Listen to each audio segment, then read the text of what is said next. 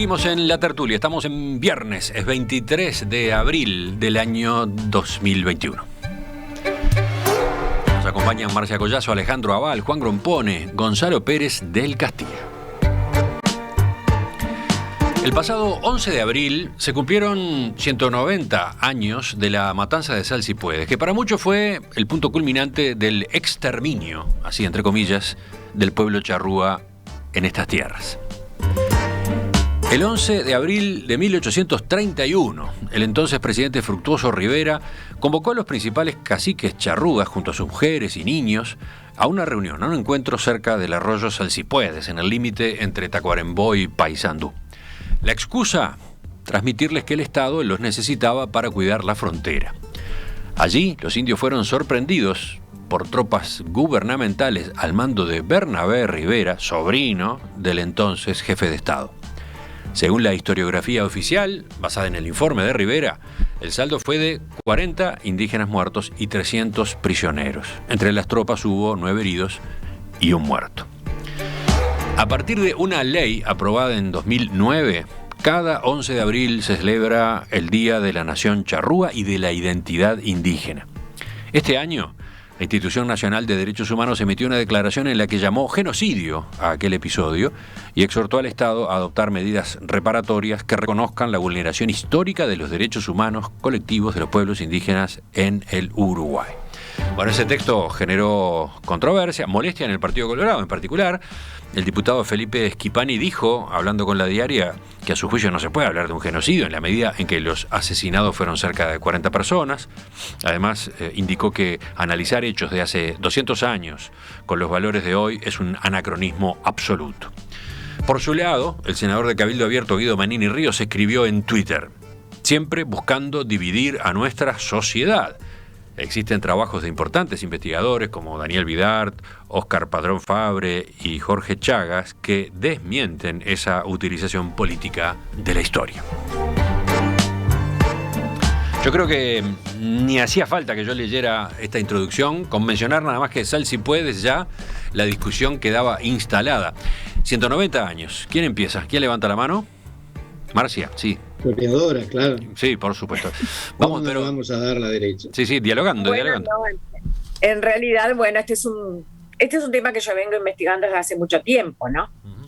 Y yo quiero empezar por referirme a 2 conceptos. Por un lado, el concepto de anacronismo y por otro lado, el concepto de genocidio. Y cuando hablamos, porque son los 2 grandes polos, ¿no? Hay quienes hablan de genocidio y hay quienes desde el otro polo hablan de que sería un anacronismo hablar de eso, etcétera, etcétera.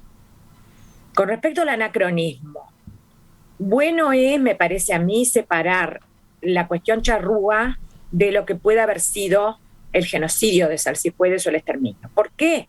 Porque si bien es muy válida la cuestión charrúa y la reivindicación étnica, no podemos hacer depender una de la otra, porque entonces si llegáramos a poner en duda el charruismo, o por lo menos el charruismo desde ese momento hasta la actualidad, los descendientes de charrúas, etcétera, etcétera, podríamos estar también haciendo depender un posible genocidio de esa discusión. Entonces, si bien me parece muy válido que se hable de charrúas, no sé si es tan válido hablar de hoy grupos charrúas, porque no existen culturas indígenas vivas entre nosotros. Y en eso creo que están de acuerdo todos los historiadores. Pero sí existieron, obviamente, existió una etnia charrúa que fue el blanco y la mira de los ataques de la naciente república, porque esto ocurrió en 1831, los 2 grandes ataques, Sal Si Puedes y Mataojo.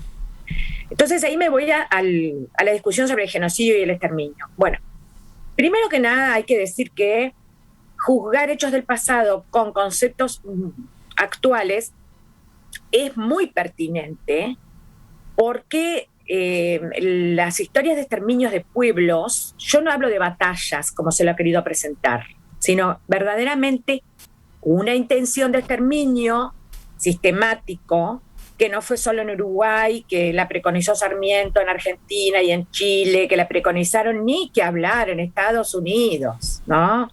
Desde la conquista del lejano oeste, no es una batalla, es una acción deliberada de terminar con algo que se considera que es malo para la sociedad del momento. Terminar con un pueblo y con su cultura, terminar con un pueblo y con sus mentalidades, terminar con un pueblo y con sus prácticas. Eso está bien que se diga que es genocidio, aunque no existiera el concepto, porque el delito precede el concepto. Eso es así en todos los ordenamientos jurídicos de la humanidad, el delito precede el concepto, porque fíjense ustedes que con esa lógica, el genocidio nazi contra los judíos, bueno, precedió a la denominación de genocidio, que creo que fue el polaco Lemkin, el primero que habló de eso, creo que en 1946. No lo tengo a la vista en este momento.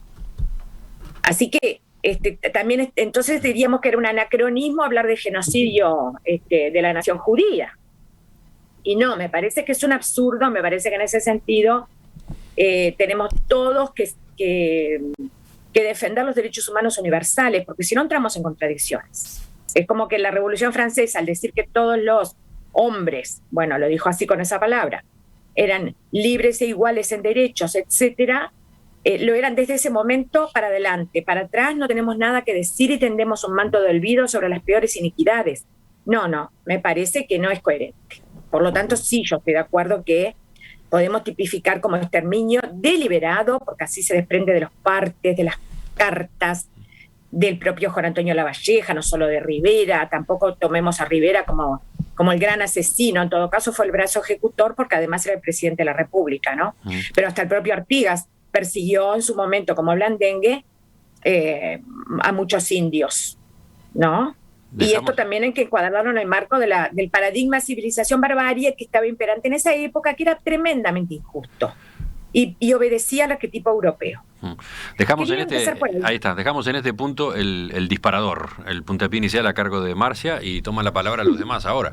Juan, a ver, pues, ¿de qué te reís, Gonzalo? Me río del entusiasmo. Primero me quedo ante la excelencia de la exposición de Marcia. Y segundo, me río del entusiasmo de Juan por contestar. Bueno, estamos de vuelta en el mismo tema. El genocidio es así, puede ser un tema político y no de derechos humanos o de cosas, otro tipo de cosas. Según yo lo veo, y se puede demostrar más fácilmente, es la vieja disputa entre blancos y colorados, que se centra sobre sus fundadores. Es esa leyenda que se ha generado, por los cuales los colorados hablan del degollador Oribe y los blancos hablan del genocida Rivera, ¿no? Es decir, creo que es una polémica estrictamente política que tiene que ver con la fundación de los partidos. Y entonces vayamos al tema de la población nativa en Uruguay. La población nativa en Uruguay... Esta afirmación inicial de Juan ya dejó caras raras en el resto de la mesa, ¿eh? La de Marcia, por ejemplo. Nadie duda que es una polémica entre blancos y colorados. Basta que se hable de sal si puede para que salten unos y otros, ¿no? Alejandro te mira impertérrito. Seguimos, vamos a la otra parte de tu intervención. La población nativa de Uruguay era escasa, era muy pequeña, eran unos pocos miles, y además estaban divididas en no menos de 6 naciones, según todos los cronistas de época y toda la evidencia que se ha podido recoger. De modo que pienso que además 40 muertos en un incidente militar es mucho menos, pero muchísimo menos, que todos los esclavos africanos muertos por la trata en el Uruguay, ¿no? Es decir, los esclavos que vinieron a Uruguay y que trabajaron como peones de saladero, como empleados de estancia o de familias, provocaron muchísimos más muertos que todo esto, y nadie habla del genocidio africano en el Uruguay, ¿no? Es decir, de modo que eso muestra que también el tema tiene una incidencia política. Pero hablemos de por qué fue diezmada la población de los nativos. Y la población fue diezmada por lo que nosotros llamamos progreso. Si quieren, pónganlo entre todas las comillas que quieran. Y el progreso significa, por lo menos estos cuatro episodios. La invasión de las vacas, es decir, la invasión de las vacas significó un cambio enorme en la alimentación de los nativos. Es decir, se tuvieron que enfrentar, tuvieron que cambiar todas sus herramientas de caza, tuvieron que cambiar sus boleadoras, tuvieron que ver cómo cortar esos cueros enormes de las vacas que habían desplazado a los venados de campo, que eran la fuente de alimentación normal de esa población. En segundo lugar, las pestes europeas. Es decir, los colonizadores europeos trajeron varias pestes que inexorablemente en todos los lugares, en todas las colonias a lo largo de todo el planeta, provocaron exterminios de las poblaciones nativas, porque no tenían defensas contra esas pestes. En tercer lugar, el cambio cultural, en particular la introducción de la religión y la introducción forzosa del idioma español, lo cual les hizo perder buena parte de su identidad cultural a esas 6 naciones que existían, que tenían además 6 lenguas diferentes y que no se entendían entre sí. Finalmente, el golpe, la moña que le puso fin a la población nativa fue el alambrado de los campos. El alambrado de los campos fue una cosa que impidió que estos nómades que seguían cazando y viviendo de faenar vacas pudieran hacerlo, porque los alambrados se los impedían y había otro tipo de inconvenientes, otro tipo de manera de manejarse. Entonces, yo lo que quiero decir es una polémica política y como tal no quiero participar en ello. Alejandro. Pasa, pues. Me llama la atención de todos modos el tipo de intervención de Juan, ¿no? Porque en los dos asuntos de hoy hay un común denominador. Hace su planteo y dice, no quiero participar de la polémica, pero la provoca. Él mismo la provoca, ¿no? Alejandro.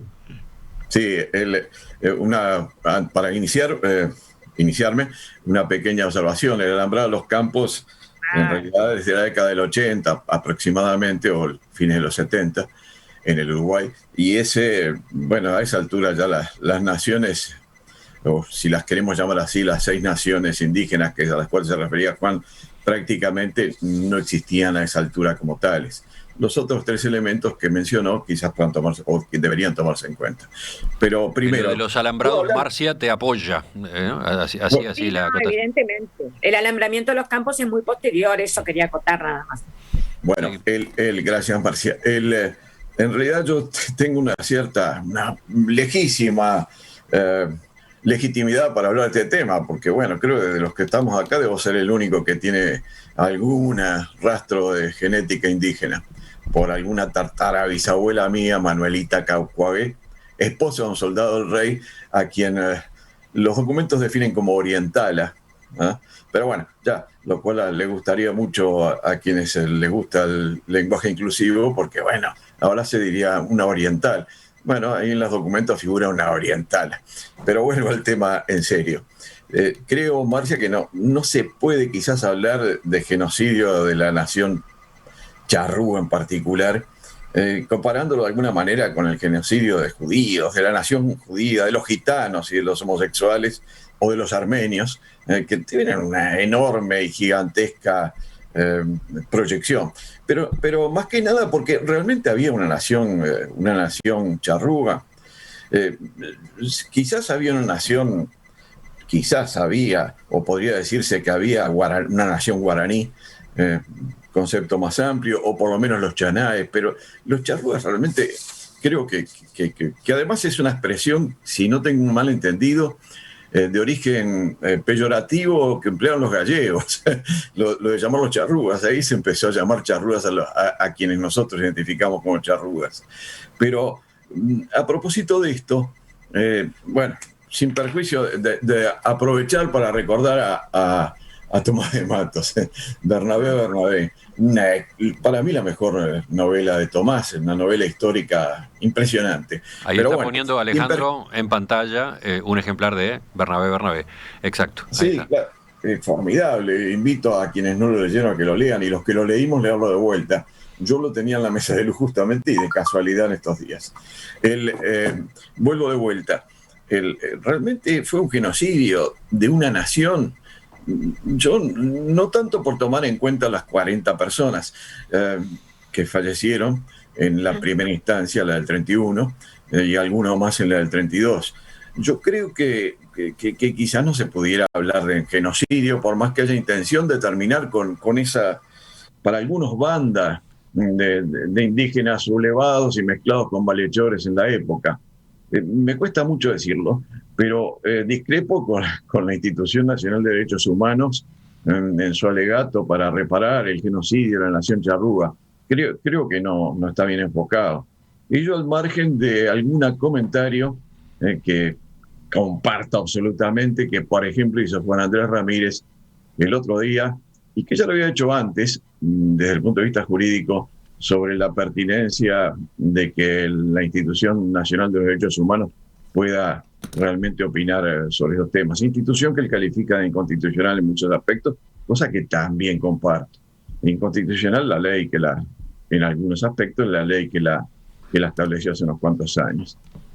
A propósito de todo esto, creo que hay que tomar en cuenta, no necesariamente para compartirlo, pero el sentimiento que se traduce en algunas expresiones de líderes colorados, quizás atendiendo lo que decía Juan, ¿no? Una lucha política entre blancos y colorados. Bueno, quizás ahora más indefinida entre colorados y otros. Eso, Alejandro? Acá hay un asunto político. ¿Esto es fruto del enfrentamiento entre colorados y blancos? A esta altura quizás no entre blancos y colorados, porque lo de la Institución Nacional de los Derechos Humanos no creo que se pueda encasillar directamente en ese enfrentamiento. Pero sí la defensa que hace, por ejemplo, Sanguinetti, y que creo que hay que prestarle atención. La hizo en un artículo que se publicó en un par de publicaciones periódicas en estos días, y que, bueno, da por lo menos para reflexionar sobre si realmente se trata o no de un genocidio de una nación, y un genocidio de la nación charrúa. En fin, una cuestión muy discutible. Acá hay varios pidiendo la palabra, Marcia, Gonzalo. Breve, Marcia, a ver. No, yo quería decir nada más que un genocidio o un etnocidio, porque en este caso fue, claro, también un etnocidio, se pretendía quebrar la cultura. No era que fue un accidente o una consecuencia aleatoria, se pretendía quebrar la cultura de un pueblo en particular, que era el de los charrúas, venga de donde venga su nombre, ¿verdad?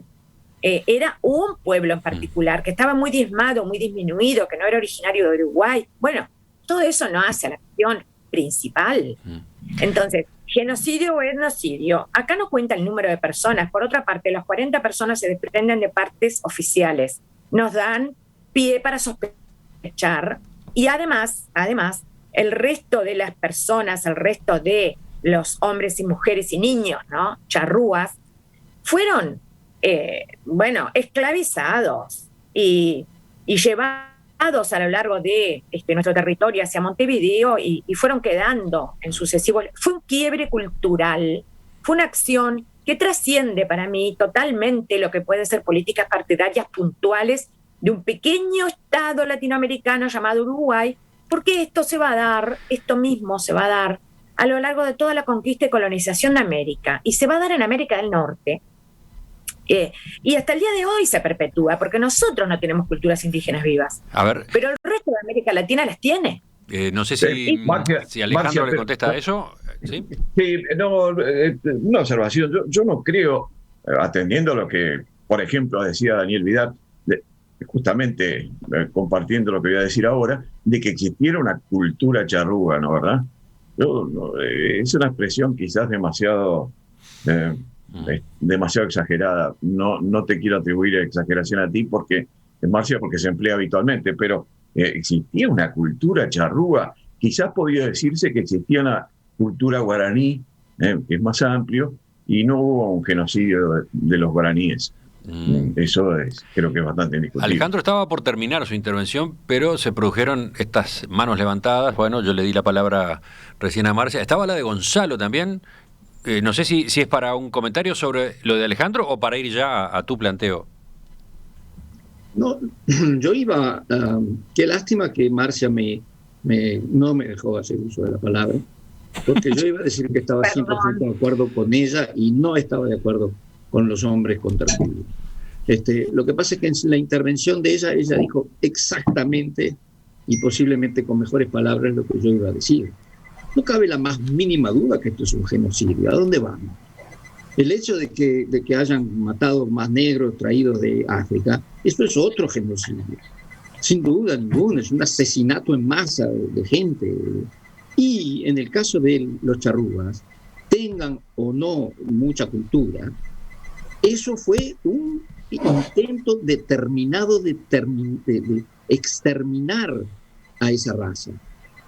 Con mucha o poca cultura eso no tiene ninguna importancia, porque hay todavía razas, tribus en el Amazonas que posiblemente tengan una cultura muy propia que nosotros no llamaríamos cultura. Claro. ¿Pero qué quiere decir eso? ¿Que podemos ir y exterminarlos? Pero esto no es grave solo por lo que pasó en el pasado. Esto es grave por el futuro.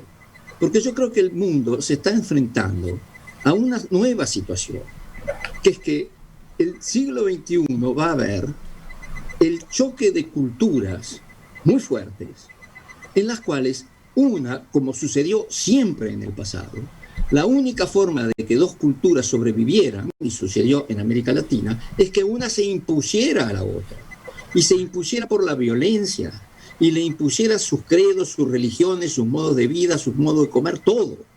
Y la otra se aguantó. Se aguantó porque no tuvo más remedio, se aguantó por la fuerza de las armas, no tuvo más remedio. Yo creo que el mundo del siglo XXI nos va a enfrentar a culturas en las cuales no se va a poder dirimir por la fuerza. Vamos a tener que aprender a convivir unas con otras. Y sobre esto sería el tema de otra tertulia. Yo personalmente creo que es muy difícil que los valores de una cultura se puedan transferir fácilmente a la otra. Creo que es casi imposible. Me parece que lo que tenemos que aprender es a respetar y a tolerar y a convivir con gente que piensa distinto, que tiene valores distintos, desde hace miles de años que tienen valores distintos que tú no vas a cambiar. Y todos estos sincretismos que se han producido y se han producido en América Latina también, son tristísimos. Sobre eso podríamos hablar otro día. Pero que esto ha sido un genocidio no cabe absolutamente la menor duda. Y un intento deliberado de exterminar una población con su cultura, rica o pobre que sea. Manos levantadas, dos por lo menos. Juan, Alejandro, ¿quién va primero? ¿Quién es el más urgido ahí? Juan. No, bueno, permíteme, Juan, porque lo tuyo va a ser más largo. También tengo, además de antecedentes familiares muy, muy lejanos, de pertenecer a la nación indígena, también tengo muchos antecedentes de gente que sí vivía en el campo en esa época.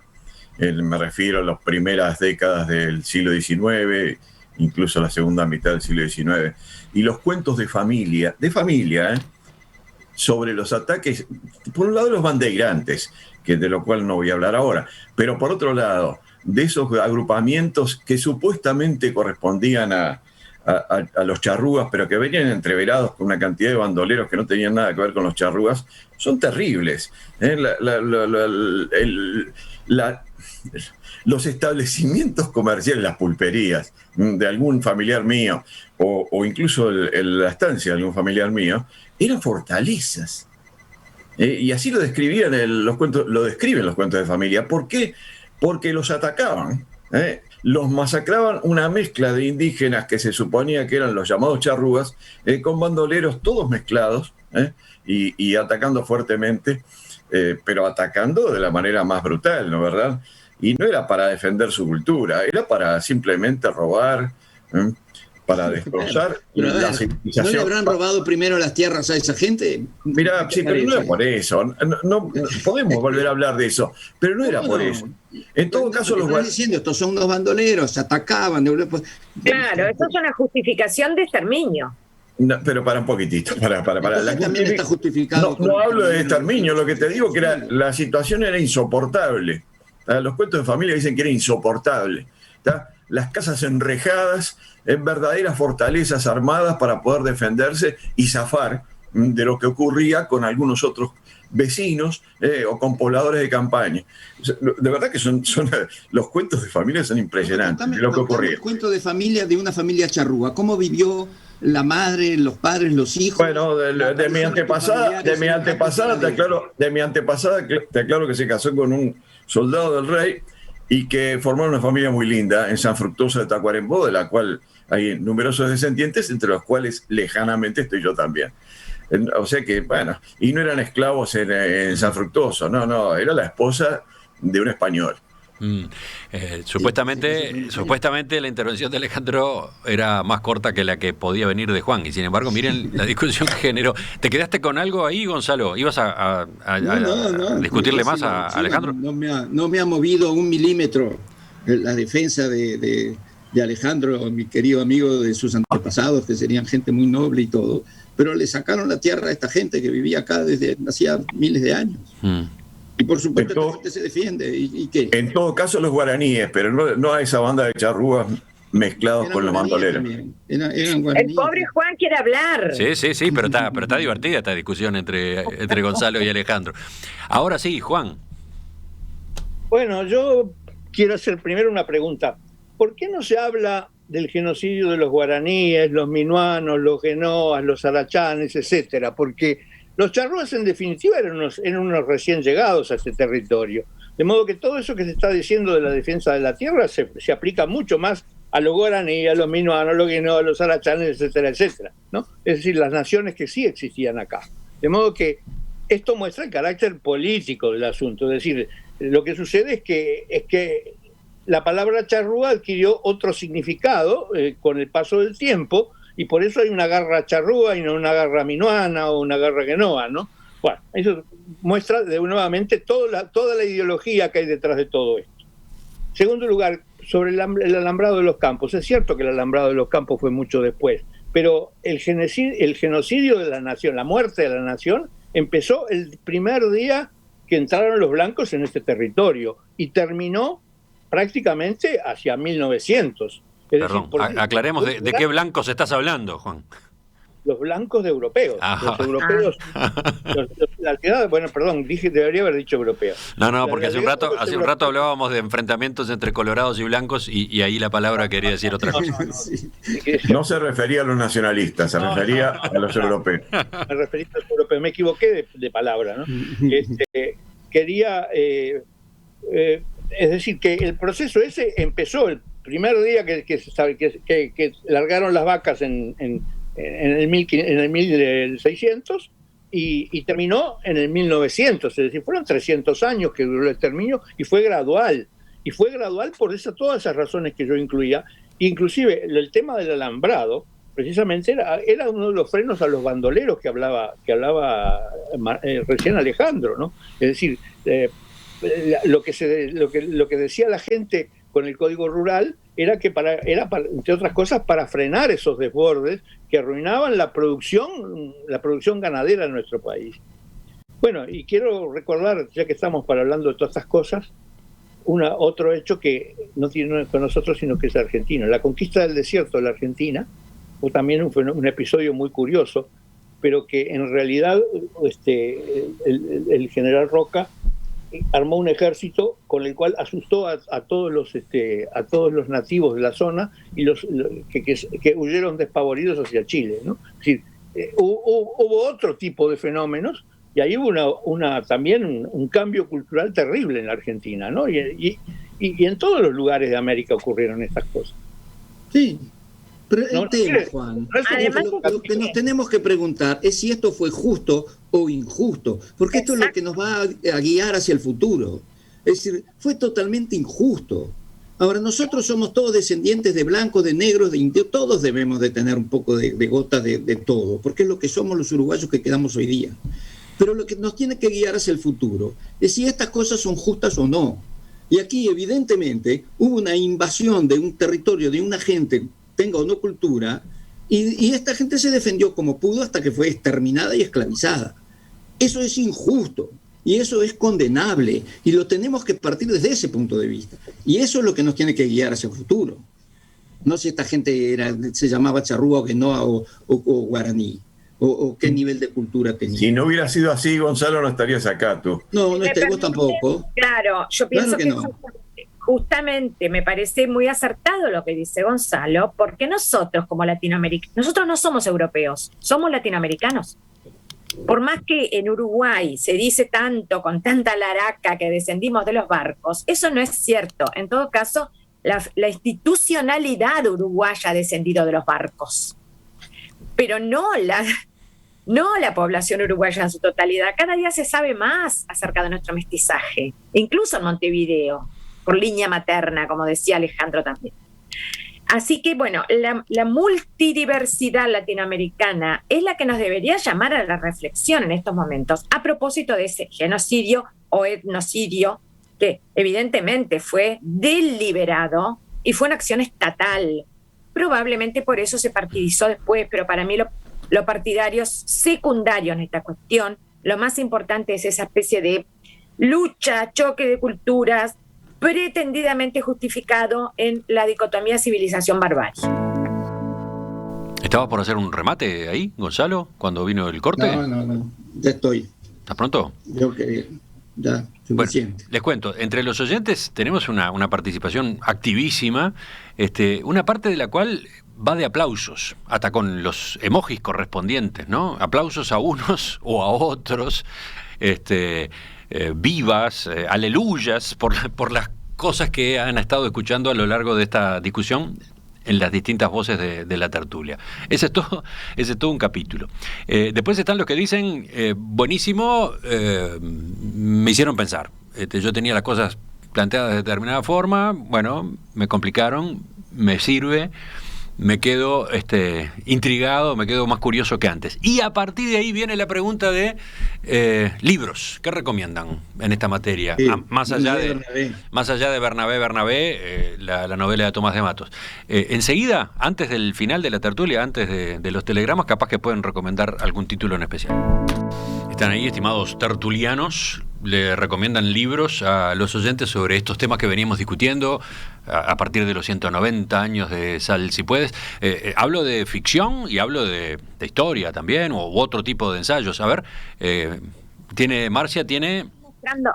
Tendría que mostrar muchos más, sí, naturalmente, pero acá tenemos a Eduardo Costa y Lara, La Guerra de los Charrúas, que es un clásico en el género. Bien. Pero además es muy valioso, porque trae de primera mano absolutamente todos los documentos que tenemos sobre la matanza de la nación charrúa, dicho en términos de pregunta, ¿cómo sabemos lo que sabemos? Está aquí. Bien, documento. Qué casualidad. Tengo la foto de ese mismo libro que nos mandaba recién Germán haciendo la recomendación, porque los oyentes también recomiendan.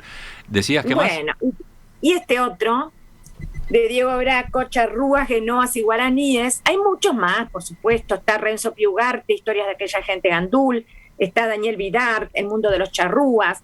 Pero bueno, estos dos los encontré recién a mano y los quise mostrar. Perfecto. Y estás coincidiendo también con otros mensajes de oyentes, porque ellos también se tiraron a ayudar a los otros que pedían referencias bibliográficas. Alejandro, ¿tú qué propones? Bueno, iba a presentar primero 2 tomos de lo que presentó Marcia, La Guerra de los Charrúas de Acosta y Lara, pero bueno, ya lo mencionó ella.